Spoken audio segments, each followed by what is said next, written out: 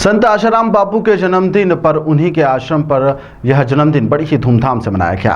संत आशाराम बापू का जन्म उत्सव खंडवा रोड पर स्थित आश्रम में इस धूमधाम के साथ में मनाया गया, जिसमें आशाराम बापू की तस्वीर पर माल्यार्पण करते हुए पाद पूजन किया गया और उनकी लंबी उम्र की कामना की गई। महायज्ञ का भी आयोजन किया गया। इसी कड़ी में आश्रम में आए हुए विद्यार्थियों के द्वारा एक रैली के रूप में बापू के बेकसूर होने की बात कही गई। रैली के पश्चात बापू की पद की पूजा की गई, गुरु अर्चना की गई, पाठ पूजन किया गया। इस दौरान आश्रम में छात्र छात्राएं एवं शिक्षक एवं भक्तगण भारी मात्रा में मौजूद रहे।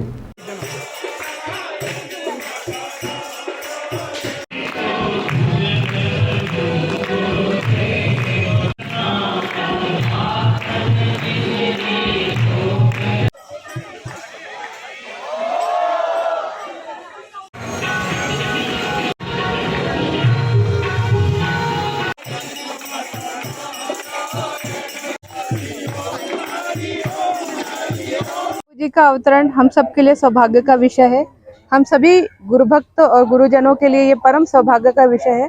बापू जी के अवतरण दिवस के अवसर पर आश्रम में विभिन्न गतिविधियां संचालित की जा रही हैं। हवन पूजन के अलावा वैशाख मास की तप्त दोपहरी में शीतल पेय शरबत का वितरण हो रहा है, सत साहित्य का वितरण हो रहा है।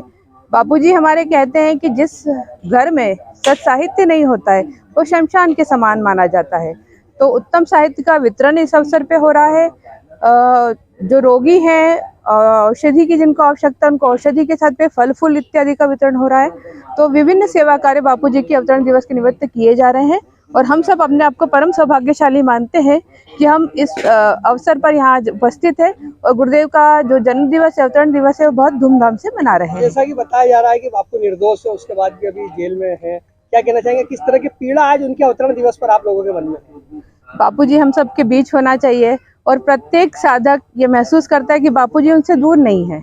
भले ही वो वहाँ भौतिक रूप से है पर हम सबके हृदय में विद्यमान है और जो जांच है वो तो चल ही रही है, निष्पक्ष है बापूजी और शीघ्र हमारे बीच आने वाले हैं।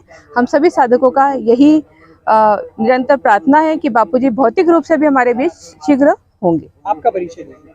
मैं डॉक्टर माधुरी यादव हूँ, जनजाति कार्य विभाग में अनुसंधान अधिकारी के पद पर कार्यरत हूँ। दिवस आज धूमधाम से मनाया जा रहा है। हमने देखा कि इंदौर आश्रम में 3 दिनों तक आयोजन हुआ है।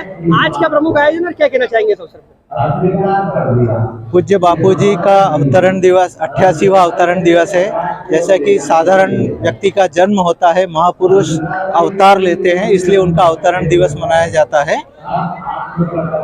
भगवान का नित्य अवतार होता है संत के रूप में। पूज्य बापूजी हमारे बीच में एक अवतारी महापुरुष हैं और उनका अवतरण दिवस बापूजी के 450 से अधिक आश्रम और 17,000 से अधिक बाल संस्कार केंद्र, 1500 से अधिक समितियां और युवा सेवा संघ और महिला उत्थान मंडल मिल करके आज 167 देशों में पूज्य बापूजी का अवतरण दिवस मना रहे हैं। इस अवसर पर इस दिन को हम विश्व सेवा सत्संग दिवस के रूप में मनाते हैं। पूज्य बापूजी के जो सेवा कार्य प्रकल्प प्रारंभ किए गए हैं उनमें दरिद्र नारायण की सेवा, भूखे को अन्न, प्यासे को पानी और जो मिशनरियाँ हैं या विधर्मी लोग हैं जो अन्न वस्त्र का लालच दे करके लोगों को धन परिवर्तन करते हैं, उन लोगों की सेवा करने के लिए आश्रम के द्वारा विभिन्न प्रकल्प चलाए जा रहे हैं।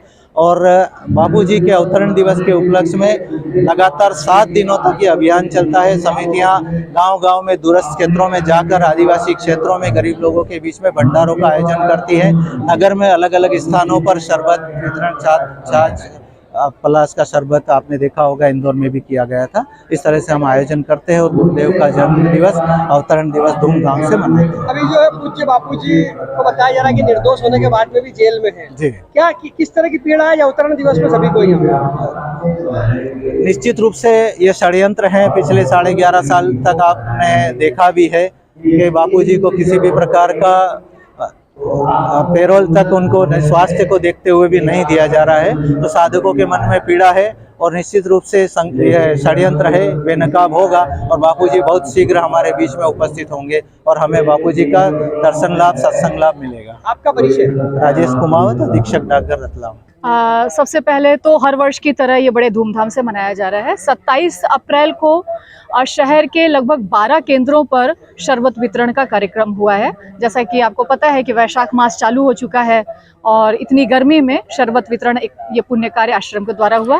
फिर उसके बाद 28 तारीख को विभिन्न अस्पतालों में मरीजों में फल वितरण की सेवा हुआ है और आज आश्रम में बहुत की संख्या में लोग आए हुए हैं और यहाँ पर सुबह से हवन और उसके बाद फिर पीपल बादशाह की परिक्रमा, पादुका यात्रा, फिर पादुका पूजन, श्री आशा रामायण जी का पाठ, पूज्य बापू जी का सत्संग और इसके अलावा गुरुकुल के बच्चों के द्वारा कुछ सांस्कृतिक कार्यक्रम तैयार किए गए हैं, उनका भी आयोजन होने वाला है। अवतरण दिवस पर बापू बाहर आए भौतिक रूप से आपके बीच में, इसके लिए क्या प्रार्थना यहाँ पे आज की? हम तो आज पिछले 11 साल से अपील करते आ रहे हैं। हमारे गुरुदेव ने हमको जो संस्कार दिए हैं कि शांति पूर्वक न्याय व्यवस्था को सहयोग देते हुए ही अपनी अपील रखनी है, हम वही करते आ रहे हैं।